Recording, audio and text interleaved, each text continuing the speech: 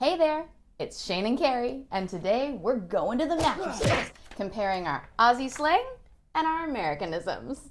That's right, we're putting on the gloves. We're going to take on the challenge to see who really speaks proper English. Who will win?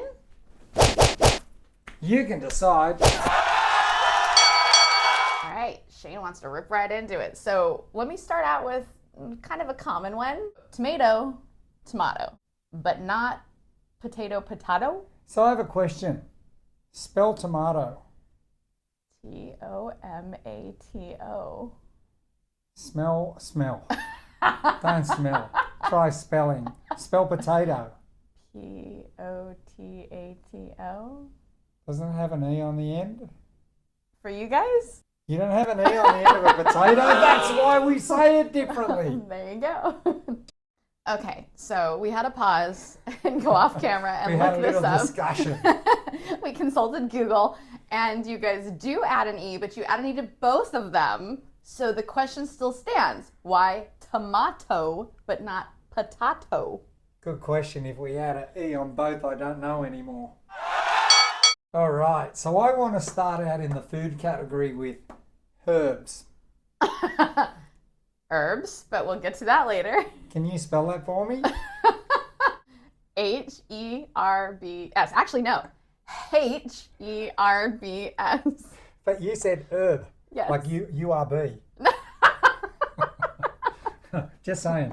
Anyway, what I actually wanted to talk about was oregano. Hang on. I've got another one. Don't do it. And basil. Oh, my stars and garters. No. Oregano and basil. And you know. Okay. Go on. So we've traveled quite a bit through dancing. We are very fortunate with that. And when we were in Italy, I double checked this. And if there's ever a country that would know how to say oregano and basil, it is them. And I win. But did they say it in English or Italian? Maybe that's why it's different. Oh my Anyway, God. spell basil. B-A-S-I-L. Now enunciate it. Basil. Z. B-A-Z-I-L. Please. Give up. I win. Oregano. Isn't that I like win. sounds Japanese? Give up. I win. I'm going to ask a Japanese person. Go on. What's next? Fish and chips. Oh, tartare sauce. Tartare? Are we tearing it up the tar? How about tartar sauce? Tartar. I think we spell it different to you. You do. It's the E thing again. T-A-R-T-A-R-E. There's a couple other things that I question with Aussies because they use one word to mean several different things. Like, what would an ice block be? Ice block. That's something you go to the shop and you buy and it's got a stick in it. So it's a popsicle. All right. Ice block. Ice block, popsicle. What about the ice that you put into coolers or an esky? Oh, the ice blocks you put in to keep them cold. They're in those hard blue plastic. So we would call them blue ice if we were calling them a brand in America. So if you say ice block, how do I know if it's a popsicle or what you're putting in the esky or cooler? I don't know. It's a big ice block. Does that mean I win on this one? You could probably still suck on it. Oh gosh, you're gonna stick your tongue to it. Maybe. I think I might win on this one. All right, next food of topic, sausages. This has been the most heated debate since we have met one another. Yeah, keeps popping up all the time. Across the globe.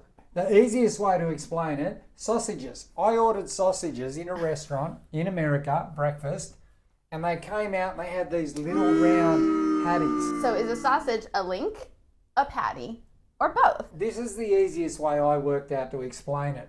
You know those little dogs, they have really short legs. They're called... Sausage dogs? Sausage dog. Dachshunds? Yeah, if I cut him into little slices, he wouldn't be a dog anymore.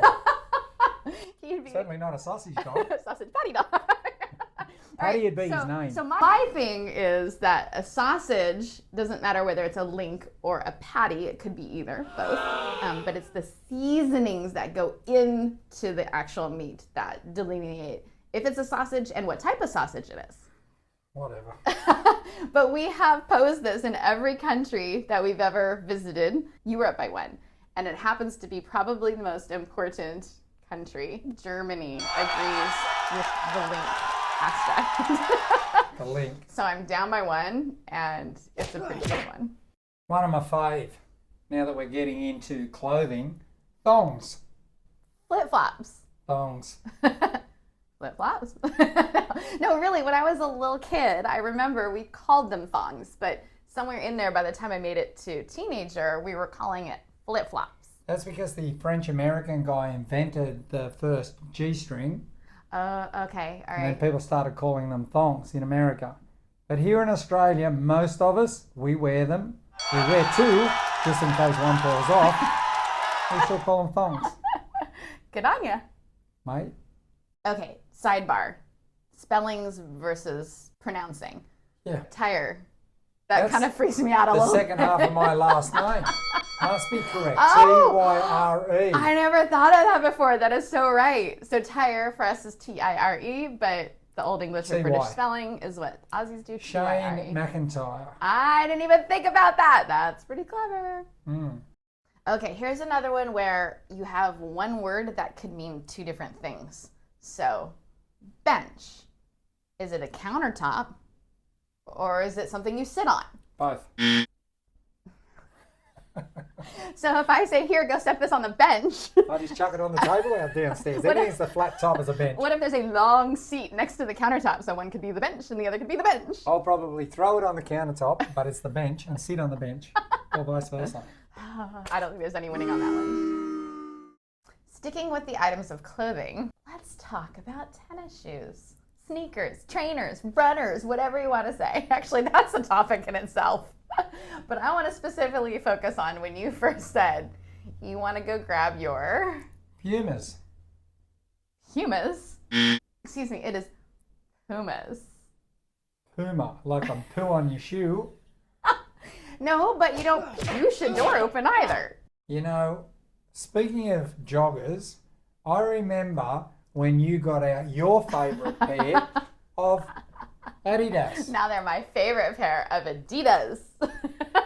Whatever, Adidas. Actually, you say it closer to the Germans. The Germans have a slightly different emphasis on one of the syllables. I can't remember what that is right now, but yeah, Adidas is closer to the way the Germans say it. And that's where the brand comes from. So, ding, ding, ding, a win for Shane. Yeah.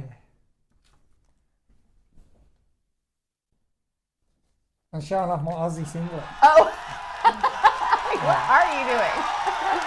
Aussie. All right, come on. Wow, that was a lot. It was a lot of fun.